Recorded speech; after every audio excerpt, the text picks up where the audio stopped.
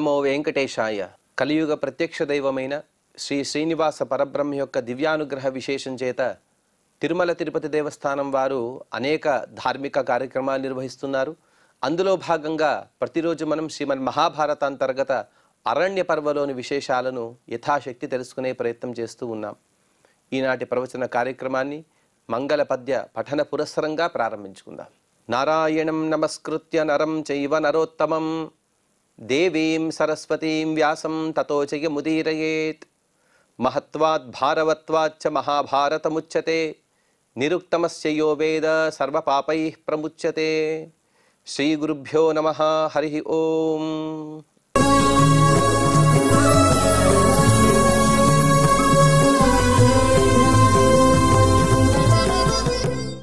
పతివ్రత మహాత్మ్య పర్వ అనే అనుపర్వలో సత్యవంతుని యొక్క మరణం తర్వాత అతను యమధర్మరాజు గారి యొక్క అనుగ్రహం చేత పునః తను జీవితాన్ని పొందాడు, అనగా పునః తను బతికాడు. ఆ సందర్భంలో రాత్రికాలం అయిపోయింది. ఎలాగైనా సరే వెళదామంటే ప్రాణుల యొక్క భయం, అందుకోసం వెళ్ళలేక అలాగే ఇక్కడ కూడా ఉండలేక వారు బాధపడే సందర్భంలో సత్యవంతుడు చెబుతూ ఉన్నాడు. సత్యవానువాచ కామయే దర్శనం పిత్రోః యాహి సావిత్రి మాచిరం అపి నామ గురుతౌహి పశ్చేయం ప్రియమాణకే. సావిత్రి, ఏదైనా సరే మనం ఇప్పుడు వెళ్ళిపోదాం.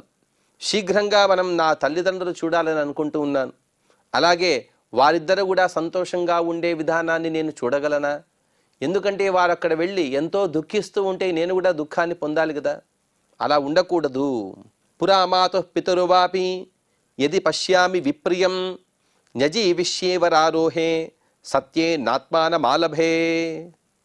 నేను సత్యం మీద ప్రమాణం చేసి చెప్తున్నాను, అలాగే నా శరీరం పైన కూడా నేను ప్రమాణం చేసి చెబుతున్నాను. నా మాతాపితరులు ఇద్దరు కూడా ఇతపూర్వం ఎన్నో దుఃఖకరమైనటువంటి సందర్భంలో వారు రోధిస్తూ ఉంటే, వారు దుఃఖిస్తూ ఉంటే నేను కూడా దుఃఖపడ్డాను. అంటే వాళ్ళు దుఃఖించే విధానాన్ని నేను చూడలేను. వారెప్పుడు కూడా ఆనందంగా ఉండాలని నేను కోరుకుంటూ ఉంటాను. యది ధర్మే చ తే బుద్ధిః మాం చే జీవంతమిచ్చసి మమ ప్రియం వా కర్తవ్యం గచ్చా వాష్టమవంతికాత్. అలాగే మనం ఇక్కడి నుండి వెళ్ళిపోదామనే విషయాన్ని కాస్త కటువుగా చెబుతున్నాడు సత్యవంతుడు. నీ బుద్ధి ధర్మం వైపు లగ్నమై ఉంటే, అలాగే నేను జీవించి ఉండాలని నీకు అభిప్రాయం ఉంటే, నాకు ఇష్టమైనటువంటి పనులు చేయాలని నీకు అభిప్రాయం అయితే వెంటనే మనం ఇద్దరం ఇక్కడ బయలుదేరుదాం, మా తల్లిదండ్రులు ఉండేటువంటి ఆశ్రమానికి వెళ్ళిపోదాం అని చెప్పిన తర్వాత మార్కండేయ మహర్షి గారు వివరిస్తూ, మార్కండేయ ఉవాచ సావిత్రి తత ఉత్థాయ కేశాన్ సంయమ్య భావిని పతిముత్థాపయామాస బాహుభ్యాం పరిగృహ్య వై. ఓ యుధిష్ఠిర, ఆ విధంగా ఆ ఇద్దరు కూడా ఎంతో బాధపడుతూ అక్కడి నుండి బయలుదేరాని ప్రయత్నంలో భాగంగా సావిత్రిదేవి మొట్టమొదటిగా తను లేచి నిలబడినది. చెదిరిపోయినటువంటి తన కేశాలన్నీ కూడా సరిగ్గా చేసుకుని తను ఎలాగైనా వెళ్ళాలనే సంకల్పంతో, దృఢ సంకల్పంతో ఉంది కాబట్టి ఆవిడ మొట్టమొదటిగా తన పతిని కూడా తను రెండు చేతులతో పట్టుకుని పైకి లేపినది. ఉత్థాయ సత్యవాన్శ్చాపి ప్రమృజ్యాంగాని పాణినా సర్వాదిశ సమాలోక్య కఠినే దృష్టిమాదధే. సత్యవంతుడు కూడా లేచి నిలబడ్డాడు. లేచి నిలబడి తన శరీరాన్ని కూడా ఒకసారి మొత్తం తడుముకున్నాడు. ఎందుకంటే పైన ఏదైనా పురుగు పుట్ర ఉండవచ్చో ఏమో, అందుకోసం శరీరాన్ని తడుముకొని వెంటనే నాలుగు వైపులా కూడా చూశాడు. చిక్కటి చిమ్మ చీకటి మొత్తం కూడా అలముకు ఉన్నది. అలాగే ఇక వెళ్ళాలి కదా, ఎందుకోసం వచ్చారు? ఫలపుష్పాల కోసం వచ్చారు. దాన్ని ఒక బుట్ట నుండా నింపారు. ఇప్పుడు ఆ ఫలపుష్పాలతో కూడినటువంటి ఆ బుట్ట వైపు చూస్తూ ఉన్నాడు. తమువాచాథ సావిత్రి స్వఫలాని పరిహరిష్యసి యోగక్షేమార్థమేతం తే నేష్యామి పరుషుం త్వహం. ఇప్పుడు మనం నడవడమే కష్టం, ఎందుకంటే కళ్ళు సరిగ్గా కనబడవు, చీకటిగా ఉంది కాబట్టి. అలాగే వెళ్ళే సందర్భంలో మనం వేగంగా వెళ్ళవలసి వస్తే ఈ బరువు ఉంటే మనం వేగంగా వెళ్ళలేం. అందుకోసం ఈ ఫలాలను మనం రేపు తెచ్చుకుందాం, ఈరోజు వద్దు. అలాగే ఈ గొడ్డలిని మాత్రం నేను నాతో తీసుకొస్తాను, ఎందుకంటే మనకు ఆసరగా ఉంటుంది. ఏదైనా ఆపద వస్తే ఈ గొడ్డలితో మనకు ఉపయోగం ఉండవచ్చుగాక. అందుకోసం మనమిద్దరం కూడా ఇక వెళదాం పదండి. కృత్వా కఠిన భారం సా వృక్షశాఖావలంబినాం గృహీత్వా పరశుం భర్తుః సకాశే పునరాగమత్. ఆవిడ అక్కడ ఏదైతే గంప ఉన్నదో, ఫలాలతో పుష్పాలతో కూడినటువంటి గంప, ఆ గంపను ఒక చెట్టుకు వేలాడదీసింది. వేలాడదీసి గొడ్డలను తీసుకుని తిరిగి తన భర్త దగ్గరకు వచ్చింది. భర్త దగ్గరకు వచ్చిన తర్వాత వామే స్కంధేతు వామోరూహు భర్తృ బాహుం నివేశ్య చ దక్షిణేన పరిష్వజ్య జగామ గజగామిని. వీరిద్దరు కూడా బయలుదేరే సందర్భంలో ఇలా ఉన్నారంటే, సావిత్రి భర్త ఎడమ చేతిని తన కుడి భుజం మీదుగా వేసుకుంది. అలాగే కుడి చేతితో అతని పార్శ్వభాగాన్ని గట్టిగా హత్తుకుంది. ఎందుకంటే చీకటిగా ఉన్నది. ఇద్దరు కూడా కాస్త భయపడుతూ వెళ్ళే సందర్భంలో ఒకరికొకరు ఆసరగా ఉంటూ అలా వెళుతూ నెమ్మదిగా వారిద్దరు కూడా ముందుకు సాగుతూ ఉన్నారు. అప్పుడు సత్యవంతుడు సత్యవానువాచ అభ్యాస గమనాద్భీరు పంథానో విదితా మమ వృక్షాంతరాలోకితాయ జ్యోత్స్నయా చాపి లక్షయే.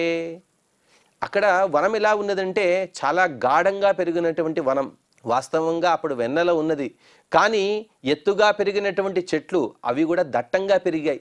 అందుకోసం పైనుండి కిందికి వెన్నెల అనేది పడటం లేదు. ఎక్కడో అక్కడక్కడ మాత్రమే కొంత భాగం మాత్రమే వెన్నెల అక్కడక్కడ మాత్రమే కనబడుతుంది.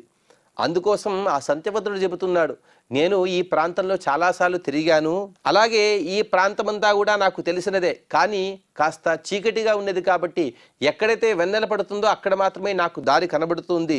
అందుకోసం మనం జాగ్రత్తగా వెన్నెల వచ్చేటువంటి ప్రాంతంలోనే దారిలోనే చూసుకుంటూ జాగ్రత్తగా నడుద్దాము. ఆగతో స్వపథాయేన ఫలాన్యవచితాని చ యథాగతం శుభే గచ్చ పంథానం మా విచారయ. మేమిద్దరం కూడా ఈ వైపు, ఎందుకంటే ఈరోజు ఉదయమే ఈ ప్రాంతం నుండి మనం వచ్చాం, పండని కూడా ఇక్కడే మనం సేకరించాం కూడా. అలాగే ఎటువైపు నుండి వచ్చామో అటువైపే మనం నడుస్తూ వెళదాము అంటే అంతే మాత్రమే మనకు దారి అనేది సరిగ్గా వెళ్ళగలము. ఫలాశకండే చైతస్మిన్ పంథా వ్యావర్తతే ద్విధా తస్యోత్తరేణ య పంథాః తేన గచ్చ త్వరస్వచ. వారికి ఎదురుగా ఒక మోదుగ చెట్టు కనబడిందట. వచ్చే సందర్భంలోనే గుర్తుపెట్టుకున్నారు, ఆ మోదుగ చెట్టుకు 2 శాఖలు ఉన్నాయి. ఆ 2గా చీలిన సందర్భంలో ఉత్తర మార్గాన్ని మనం ఇప్పుడు అనుసరించి వెళ్తేనే మన ఆశ్రమానికి చేరుకోగలము. స్వస్థోస్తి బలవానస్మి దిదృక్షు పితరా బుభౌ భ్రువన్నేవ త్వరాయుక్తః సంప్రాయాదాశ్రమం ప్రతి. అలాగే ఆ సత్యవంతుడు సావిత్రీదేవికి ధైర్యాన్ని నూరిపోస్తూ, ఇక నాకు శరీరం అంతా కూడా బాగా గట్టిగా ఉన్నట్టుగా అనిపిస్తుంది. ఎందుకంటే యమధర్మరాజు గారి యొక్క వరబలం. అందుకోసమే చెబుతున్నాడు, నాకెంతో బలం వచ్చినట్టుగా అనిపిస్తుంది, ఇక నీవేది కూడా భయపడవద్దు, మన తల్లిదండ్రులు చూడాలి కాబట్టి మనం వెంటనే బయలుదేరుదాం, త్వరగా బయలుదేరుదాము అని చెబితే ఇక్కడికి 297వ అధ్యాయాన్ని పూర్తి చేసుకుని 298వ అధ్యాయంలో మార్కండేయ మహర్షి గారు చెబుతూ ఉన్నారు. మార్కండేయువాచ ఏతస్మిన్నేవ కాలేతు జుమత్సేనో మహాబలః లబ్ధచక్షుః ప్రసన్నాయాం దృష్ట్యాం సర్వం దదర్శః. యమధర్మరాజు గారి యొక్క అనుగ్రహ విశేషం, అలాగే సావిత్రీదేవి యొక్క పాతివ్రత మాహాత్మ్యం, ఈ రెండింటి వలన మహాబలవంతుడైనటువంటి దిమత్సేన మహారాజుకి దృష్టి అనేది గోచరిస్తూ ఉంది. ఇంతవరకు కూడా అంధుడుగా ఉన్నాడు, కళ్ళు కనబడటలేదు, కానీ ఇప్పుడు కళ్ళు కనబడుతున్నాయి. అతను లోకాన్ని సమస్తాన్ని కూడా చూడగలుగుతూ ఉన్నాడు. సర్వానాశ్రమాన్ గత్వా శైబ్యయా సహ భార్యయా పుత్రహేతో పరామార్తిం జగామ భరతర్షభ. కళ్ళు కనబడక ముందే తన కుమారు గురించి ఎంతో ఆలోచించేవాడు. కళ్ళు కనబడుతున్నాయి, రాత్రి కాలంలో తన కుమారుడు కోడలు వీరిద్దరు కూడా ఆశ్రమానికి చేరుకోలేదు. ఎంతో గాబరా చెందుతూ తన భార్యతో కలిసి అక్కడ ఉన్నటువంటి అన్ని ఆశ్రమాలకు తను సంచరిస్తూ వెతుకుతూ ఉన్నాడు. ఆ సమయంలో సత్యవంతుని కోసం వారిద్దరు కూడా ఎంతో మానసిక ఆవేదన చెందుతూ ఉన్నారు. తావాశ్రమాన్నదీశ్చైవ వనాని చ సరాంసి చ తస్యాం నిశి విచిన్వంతో దంపతి పరిజగ్మతు. వారిద్దరు కూడా అనేక ఆశ్రమాలు సంచరించారు. అలాగే నదులు, పర్వతాలు, వనాలు, సరోవరాలు ఇటువంటి మొదలైన అన్ని చోట్లలో కూడా ఆ రాత్రిపూట తన కుమారుడు కోడలి కోసం వెతుకుతూ ఉన్నారు. శుద్ధ్వా శబ్దం తు యం కంచిత ఉన్ముఖౌ సుతశంకయా సావిత్రి సహితోభ్యేతి సత్యవా నిత్యభాషతాం. వారిద్దరు కూడా ఆశ్రమంలో ఉన్నారు. ఎక్కడ వెతికినా కూడా సత్యవంతుడు, సావిత్రి వీరిద్దరు కూడా కనబడటం లేదు.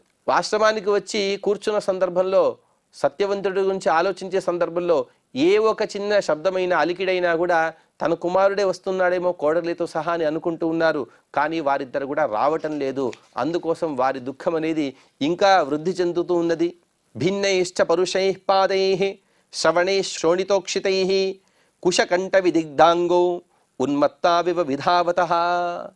వారిద్దరు కూడా అనగా సత్యవంతుని తల్లిదండ్రులు వీరిద్దరు కూడా సావిత్రి సత్యవంతుల కోసం అలా అంతటా కూడా సంచరించారు. సంచరించిన సందర్భంలో ఉన్మత్తుల్లాగా తిరిగారట. తమ శరీరం పైన ధ్యాస లేదు. వారిద్దరు కూడా వృద్ధులే. ఆ సందర్భంలో వారు తిరిగి తిరిగి వారిద్దరి కాళ్ళని కూడా బొబ్బలెక్కిపోయాయి. అవి పగిలి రక్తం కూడా కారుతోంది. అలాగే దర్భలు ముళ్ళు వారి శరీరం అంతటా కూడా గుచ్చుకున్నాయి. అయినా కూడా వారు పుత్ర ప్రేమ వ్యామోహంతో వారిద్దరు కూడా అలా అలా సంచరిస్తూనే ఉన్నారు. తథోభిశ్రుత్య తైర్విప్రైః సర్వైరాశ్రమవాసిభిః పరివార్య సమాశ్వాస్య తావానీతో స్వమాశ్రమం. ఈ విధంగా వారు ఇంకా సంచరిస్తూ ఉంటే చుట్టుపక్కల ఉండేటువంటి ఆశ్రమవాసులందరూ కూడా కూడి కలుసుకుని వారందరూ కూడా వీరిద్దరిని వారి ఆశ్రమానికి తీసుకువచ్చారు. తీసుకువచ్చి వారిద్దరు కూడా ఆశ్రమానికి చేర్చి కాస్త సాంత్వన చేకూరుస్తూ ఉన్నారు.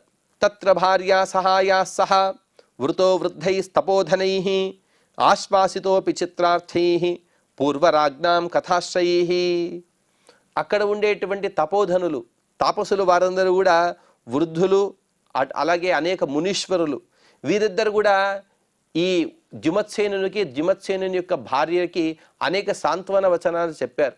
కానీ వారిద్దరు కూడా సమాధానం చెందకపోయి ఉండటం చేత పూర్వరాజుల యొక్క అనేక కథలు చెప్పారు.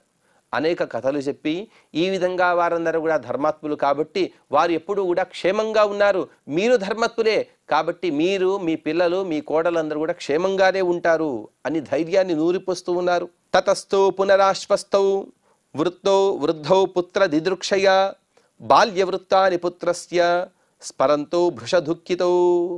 ఎంత ఓదార్చినా కూడా తల్లిదండ్రులకి పిల్లలు కనబడపోయేటప్పటికీ ఎంతో బాధ అనేది కలుగుతూనే ఉంటుంది కదా.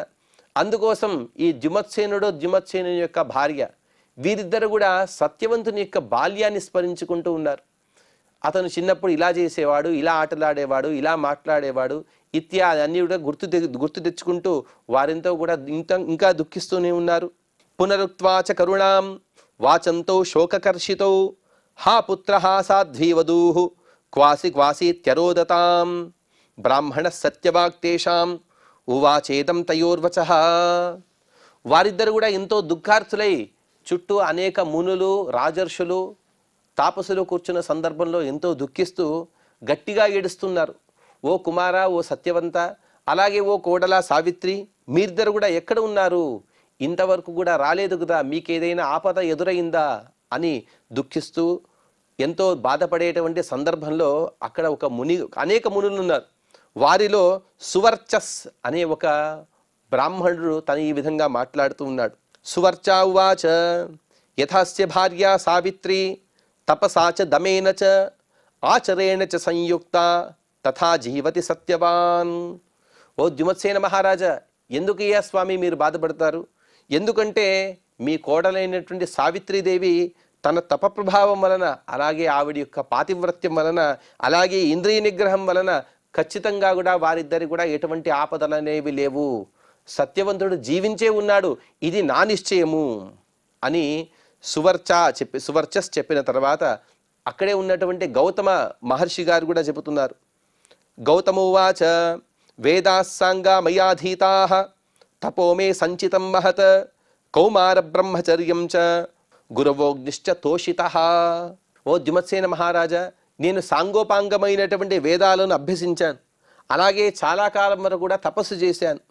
కౌమార్య దశలో అనగా చిన్నపిల్లవాడిగా ఉండే సందర్భంలో బ్రహ్మచర్యాన్ని చేస్తూ గురువులను సేవిస్తూ అలాగే చక్కగా వేదాలను అభ్యసించాను, అగ్నిని కూడా సేవించాను. సమాహితేన చీర్ణాని సర్వాణ్యేవ వ్రతాని మే వాయుభక్షోపవాసశ్చ కృతో మే విధివత్పురా. ఇతపూర్వం నా బాల్యావస్థలో ఏకాగ్ర చిత్తుడనై అన్ని వ్రతాలను కూడా చేశాను.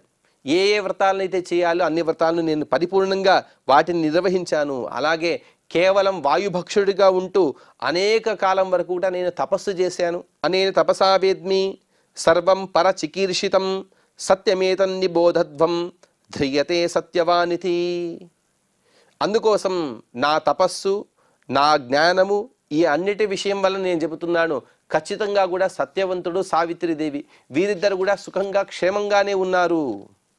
అప్పుడు ఆ గౌతమ మహర్షి గారి యొక్క శిష్యులు చెబుతూ ఉన్నారు, శిష్యావూచు ఉపాధ్యాయస్య మే వక్త్రాత్ యథా వాక్యం వినిశ్రుతం నైవజాతు భవేన్మిథ్యా తథా జీవతి సత్యవాన్. ఓ మహారాజా, మా ఉపాధ్యాయులైనటువంటి గౌతమ మహర్షి గారు వారి నోటి నుండి ఏదైతే వస్తుందో అది సత్యమే. వారు ఎప్పుడు కూడా అసత్యం పలకరు. అందుకోసం వారు చెబుతున్నారంటే సత్యవంతుడు ఉన్నాడంటే సత్యవంతుడు క్షేమంగా ఉన్నాడు, అలాగే జీవించి ఉన్నాడు, ఇందులో ఎటువంటి సందేహం లేదు. గురువు గారి యొక్క మాహాత్మ్యాన్ని ఎందరు శిష్యులు ఎంత చెప్పినా కూడా ఆ మాహాత్మ్యం అనేది తరిగిపోదు. అంత మహా తపస్సు సంపన్నులై ఉంటారు గురువు గారు. అప్పుడు అక్కడ ఉన్నటువంటి ఇంకా అనేక ఋషులందరూ కూడా చెబుతూ, ఋషయః ఊచుః యథాస్య భార్యా సావిత్రి సర్వైరేవ సులక్షణైః అభైదవ్యకరైర్యుక్త తథా జీవతి సత్యవాన్. ఓ ద్యుమత్సేన మహారాజా, ఇన్ని మాటలు ఎందుకయ్యా స్వామి? ఎందుకంటే ఇక్కడ ఉన్న సందర్భంలో మేము సావిత్రిదేవిని చూసాం. ఆవిడలో ఎన్నో సులక్షణాలు ఉన్నాయి. ఆవిడ యొక్క పాతివ్రత్యాన్ని కూడా చూసాం, ఆవిడ యొక్క ధర్మతత్పరతను కూడా చూసాం. ఆవిడయే అలా ఉంటే ఆవిడని చేతబట్టినటువంటి సత్యవంతునికి ఏవైనా ఆపదలు వస్తాయా? ఖచ్చితంగా కూడా వారిద్దరు కూడా క్షేమంగా ఉన్నారు. అప్పుడు భరద్వాజ మహర్షి గారు కూడా, భరద్వాజ ఉవాచ యథాస్య భార్యా సావిత్రి తపసా చ దమేన చ ఆచరేణ చ సంయుక్త తథా జీవతి సత్యవాన్. సత్యవంతుడి భార్య అయినటువంటి సావిత్రి మహా తపస్సామర్థ్యం కలిగిన ఆవిడ, అలాగే అంతరింద్రియ నిగ్రహం కూడా కలిగిన ఆవిడ. ఆవిడ పాతివ్రత్యాన్ని నేను తెలుసుకున్న వాడిని చెబుతున్నాను. సత్యవంతుడు సావిత్రి ఇద్దరు కూడా క్షేమంగా ఉన్నారు. దాల్భ్య ఉవాచ యథాదృష్టి ప్రవృత్తాతే సావిత్ర్యాశ్చ యథావ్రతం గతాహారమకృత్వా చ తథా జీవతి సత్యవాన్. దాల్భ్య మహర్షి గారు ఉన్నారు, వారు చెబుతూ ఉన్నారు, ఇక ఓ మహారాజా, మీకిక మంచి కాలం వచ్చినది, మీకు చెడు కాలం అనేది పోయినట్టే మీరు అనుకోండి. ఎందుకంటే సావిత్రిదేవి ఎన్నో వ్రతాలు చేసింది, ఉపవాసాలు చేసింది. ఆ సావిత్రిదేవి యొక్క వ్రతంతో మీ కుమారునికి వచ్చినటువంటి జీవిత భయం ఏది కూడా లేదు. వారిద్దరు కూడా క్షేమంగా ఉన్నారు. ఆపస్తంభ ఉవాచ యథా వదంతి శాంతాయాం దిశి వై మృగపక్షిణః పార్థివీ చ ప్రవృత్తిస్తే తథా జీవతి సత్యవాన్. ఆపస్తంభ మహర్షి గారు చెబుతున్నారు, ఓ రాజా, ఇంతవరకు కూడా ఈ ప్రాంతం మొత్తం కూడా ప్రశాంతంగా ఉన్నది. కానీ ఏదో ఒక దిక్కులో కొన్ని మృగాలు పక్షులు అన్నీ కూడా గట్టిగా సూచలిస్తూ అరుస్తూ ఉన్నాయి. అలాగే అనగా ఆ దిక్కు నుండి వారు వస్తున్నారు నేను అనుకుంటున్నాను. నీవు రాజధర్మాన్ని చక్కగా పాటిస్తూ ఉన్నావు, రాజర్షిగా ఉన్నావు, ఎంతో తపస్సు చేశావు కాబట్టి నీ తపస్సు చూసి నేను అనుకుంటూ ఉన్నాను సత్యవంతుడు క్షేమంగా ఉన్నాడు. ధౌమ్య ఉవాచ సర్వైర్గుణైరుపేతస్థే యథా పుత్రో జనప్రియః దీర్ఘాయుర్లక్షణోపేతః తథా జీవతి సత్యవాన్. ధౌమ్యాచార్యులు వారు చెబుతున్నారు, ఓ రాజా ద్యుమత్సేన, నీ కుమారుడైనటువంటి సత్యవంతుడు సకల లక్షణ సంపన్నుడు, చక్కటి లక్షణాలు ఉన్నాయి, అలాగే జనప్రియుడు కూడా. అతని యొక్క లక్షణాలు ఇవన్నీ కూడా చూస్తే తెలుస్తోంది అతను దీర్ఘాయుష్కుడే. అలాగే సావిత్రీదేవి యొక్క చేతిని పట్టాడు కాబట్టి ఆవిడ అతను ఇద్దరు కూడా క్షేమంగా ఉన్నారు. ఈ విధంగా చెప్పిన తర్వాత మార్కండేయ మహర్షి గారు చెబుతూ, మార్కండేయ ఉవాచ ఏవమాశ్వాతితస్తైస్తు సత్యవాగ్భిస్తపస్విభిః తాన్ స్థాన్ విగణయన్ సర్వాన్ తతస్థిర ఇవాభవత్. ఇంతవరకు కూడా ద్యుమత్సేనుడు అతని భార్య ఎంతో దుఃఖిస్తూ ఉన్నారు. ఎంతో కలతతో వారి మనస్సు మొత్తం కూడా కకావికలమైపోయింది, ఎంతో బాధపడుతున్నారు. కానీ ధైర్యం చెప్పిన వారు సామాన్యులు కారు. దాల్భ్య మహర్షి గారు, గౌతమ మహర్షి గారు, ఆపస్తంభ మహర్షి గారు ఇత్యాదులు వారందరూ కూడా చెప్పిన విషయం ఏమిటంటే ధర్మము, సత్యము, ఇంద్రియ నిగ్రహము ఇత్యాదులే చెబుతున్నారు. అలాగే తపస్సు ఇవన్నీ కూడా ఆచరిస్తున్నారంటే వారికి ఎప్పటికీ ఎక్కడా కూడా ఎటువంటి ఆపదలు రావు. ఆ ధర్మానికి అధ్యక్షుడైనటువంటి, ఆ ధర్మాన్ని నడిపేటువంటి ఆ స్వామి, జగద్రక్షకుడైన ఆ శ్రీనివాసుడు, ఆ వెంకటేశుడు, ఆ కరుణాపూర్ణుడైనటువంటి ఆ నారాయణుడే మీ కోడలిని అలాగే కుమారుని రక్షిస్తూ ఉంటారు. అందుకోసం మీరు సుఖంగా ఉండని వారిద్దరూ కూడా ఎంతో ధైర్యాన్ని నూరిపోశారు. అప్పుడు కాస్త సాంత్వన ఈ దంపతులకి చేకూరినది. తతో ముహూర్తాత్ సావిత్రి భర్త్రా సత్యవతా సహ ఆ జగామాశ్రమం రాత్రౌ ప్రహుష్టా ప్రవివేశ. ఈ విధంగా వారందరూ కూడా సంభాషణ చేసుకుంటూ ఉన్నారు, భగవన్నామస్మరణ చేస్తూ ఉన్నారు. రాత్రి కాలంలో ఇటువంటి దుష్కరమైనటువంటి కాలంలో నరసింహస్వామిని, దుర్గాదేవిని, ఆంజనేయ స్వామి ఇత్యాది దేవతలను, పరంపరా ప్రాప్తులైనటువంటి గురువులను మనం స్మరిస్తే అన్ని ఆపదలు కూడా తొలగిపోతాయి. ఆ విధంగా వారందరూ కూడా గురుస్మరణ, దేవతాస్మరణ చేసే సందర్భంలో 2 గడియల కాలం అనేది గడిచినది. అప్పుడు ప్రసన్నవదనలతో కూడినటువంటి సావిత్రి మరియు సత్యవంతులు ఇద్దరు కూడా ఆశ్రమానికి చేరుకున్నారు. అప్పుడు బ్రాహ్మణావూచుహు పుత్రేణ సంగతం త్వాంతో చక్షుష్మంతం నిరీక్ష సర్వే వయం వై పృచ్ఛామో వృద్ధిం వై పృథివీపతే. ఇక వారందరూ కూడా పరస్పరంగా కలుసుకున్నారు.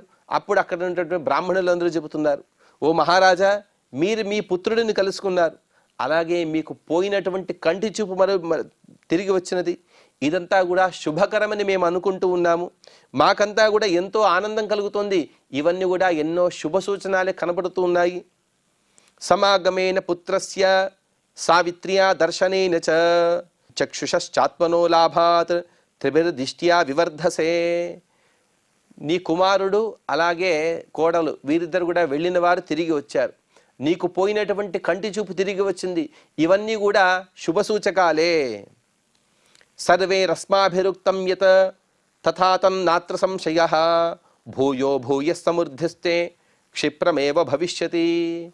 మేమందరూ కూడా చెబుతున్నామంటే ఏదో ఈ సందర్భంలో చెప్పామని అనుకోవద్దు.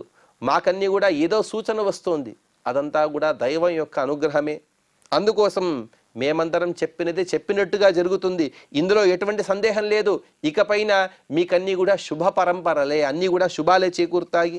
తతోగ్నిం తత్ర సంజ్వాల్య ద్విజాస్తే సర్వయేవ హి ఉపాసాంచక్రిరే పార్థ ద్యుమత్సేనం మహీపతిం. అదంతా కూడా రాత్రివేళ కావటం వలన వారందరూ కూడా అక్కడి బ్రాహ్మణులందరూ కూడా అగ్నిని ప్రజ్వలింపజేశారు. తర్వాత వారందరూ కూడా అగ్నిని ఆరాధించిన తర్వాత ఆ ద్యుమత్సేన మహారాజు వద్ద వారందరూ కూడా కూర్చున్నారు. శైభ్యాచ సత్యవాంశ్చైవ సావిత్రి చైకత స్థిత సర్వైస్తైరభ్యనుజ్ఞాత విశోకా సముపావిశన్. శైభ్య, సత్యవంతుడు, అలాగే సావిత్రి, ఈ ముగ్గురు కూడా ఒకవైపు నిలబడ్డారు.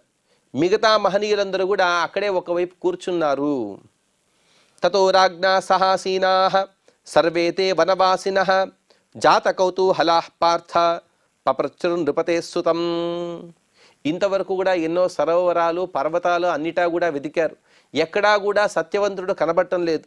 అందుకోసం వారందరూ కూడా ఎంతో కుతూహలంతో మీరిద్దరు ఎక్కడికి వెళ్ళారు, ఏమైంది అనే విషయాలని ప్రశ్నించబోతూ వారందరూ కూడా సత్యవంతునితో ఈ విధంగా మాట్లాడుతూ ఋషయవూచుః ప్రాగేవ నాగతం కస్మాత్ సభార్యేణ త్వయా విభో విరాత్రే చాగతం కస్మాత్ కోను బంధస్తవాభవత్. నాయనా, ఓ సత్యవంత, ఉదయం వెళ్ళిన వాడివి, ఎందుకు పెందరాళే రాలేదు? చీకటి పడ్డ తర్వాత ఎందుకు వచ్చావు? మార్గమధ్యంలో నీకేదైనా ఇబ్బందులు వచ్చాయా? అలాగే నీ ఒక్కడివే వెళ్ళుంటే అదొక విధానం, కానీ నీ భార్యతో సహా వెళ్ళావు కదా, మేమిక్కడ ఎంత బాధపడ్డామో తెలుసా? సంతాపితః పితామాత వయం చైవ నృపాత్మజ కస్మాదితి న జానీమః తత్సర్వం వక్తుమర్హసి. ఓ రాజపుత్ర, మీ ఆలస్యానికి కారణమేమిటి? మీ తల్లిదండ్రులతో సహా మేమెంతో బాధపడ్డాము, ఎంతో పరితాపం చెందాము. ఇదంతా కూడా ఎందుకు జరిగిందో మాకు తెలియదు, కాబట్టి ఆ కారణాన్ని మాకు తెలపండి అని కోరిన తర్వాత అప్పుడు సత్యవంతుడు సత్యవానువాచ పిత్రాహమభ్యనుజ్ఞాతః సావిత్రీ సహితో గతః అథ మే భూచ్చిరో దుఃఖం వనే కాష్టాని భిందతః. ఈ విధంగా ఫలాలను, పుష్పాలను, సమిధలను సేకరించడం కోసం నా తల్లిదండ్రుల యొక్క అనుజ్ఞను స్వీకరించి నేను సావిత్రి ఇద్దరు కూడా బయలుదేరిన తర్వాత ఎన్నో కట్టెలను కొట్టిన తర్వాత శారీరక శ్రమ అనేది నాకెంతో కలిగినది. ఆ సందర్భంలో సుప్తశ్చాహం వేదనయా చిరమిత్యుపలక్షయే తావత్కాలం నచమయా సుప్తపూర్వం కదాచన. నాకు ఎంతో శిరోవేదన కలిగింది కాబట్టి సావిత్రి యొక్క ఒడిలో నేను నిద్రపోయాను. ఎంతసేపు నిద్రపోయానో నాకు తెలియలేదు. అలాగే నేను ఇతపూర్వం ఎప్పుడు కూడా అంతసేపు నిద్రపోలేదు, అంత చిరకాలం వరకు కూడా నేను నిద్రపోయాను. సర్వేషామేవ భవతాం సంతాపో మా భవేదితి అతో విరాత్రా గమనం నాణ్యదస్తీహ కారణం. తర్వాత నేను నిద్ర నుండి లేచాను. లేచిన తర్వాత అప్పటికే చిమ్మ చీకటిగా ఉన్నది. ఇంకా రాత్రి అయితే మీరందరూ కూడా ఎంతో బాధపడతారు కాబట్టి ఎంత రాత్రి అయినా పర్వాలేదు, మీ అందరికి కూడా కాస్త సాంత్వన చేకూరుద్దామనే అంత రాత్రి కాలంలో నేను సావిత్రి ఇద్దరు కూడా ఈ ఆశ్రమానికి చేరుకున్నాము అని సత్యవంతుడు చెప్పిన తర్వాత గౌతమ మహర్షి గారు, గౌతమువాచ అకస్మాత్ చక్షుష ప్రాప్తి జిమత్సేనస్య తే పితుః నాస్యత్వం కారణం వేత్సి సావిత్రి వక్తుమర్హతి. వారు మహర్షులు వారు కదా, ఎవరు చెబితే యుక్తమైనటువంటి మాటలు వస్తాయో, ఎవరు అడిగితే జరిగిన విషయం మొత్తం కూడా తెలుస్తుందో, ఎవరిని అడగాలంతా కూడా తెలిసిన వారు కాబట్టి గౌతమ మహర్షి గారు ప్రశ్నిస్తూ ఉన్నారు. ఓ నాయన సత్యవంత, మీ తండ్రి గారికి పోయినటువంటి కళ్ళు తిరిగి వచ్చాయి. అదంతా కూడా అకస్మాత్తుగా వచ్చింది.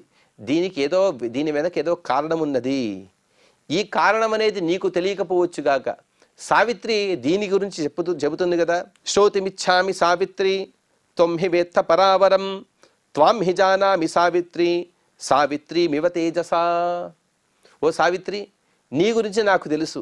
ఎందుకంటే నీ ధర్మ తత్పరత, అత్తామామల్ని సొంత తల్లిదండ్రులుగా సేవించడం, నీ ధర్మ పరాయణత, ఇదంతా కూడా నేను తెలుసుకున్నవాడిని కాబట్టి నీవు పూర్వాపరాలు ఇక్కడ నుండి వెళ్ళిన తర్వాత ఇక్కడికి రాకముందు ఏం జరిగినది మొత్తం కూడా నీకు తెలుసు కాబట్టి నీవే దాన్ని వివరించమని.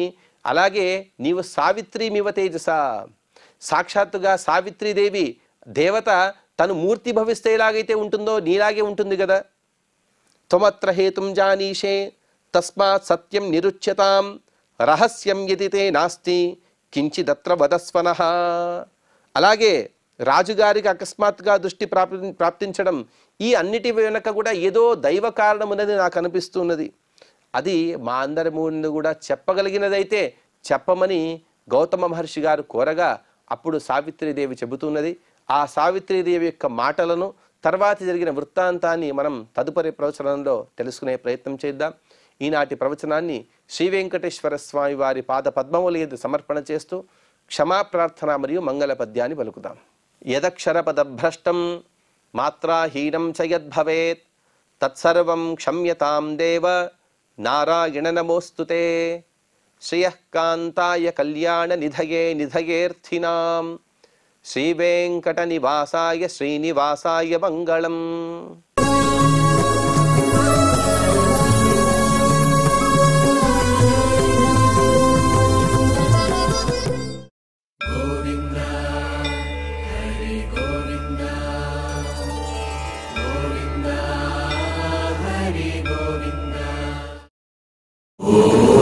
Om Namo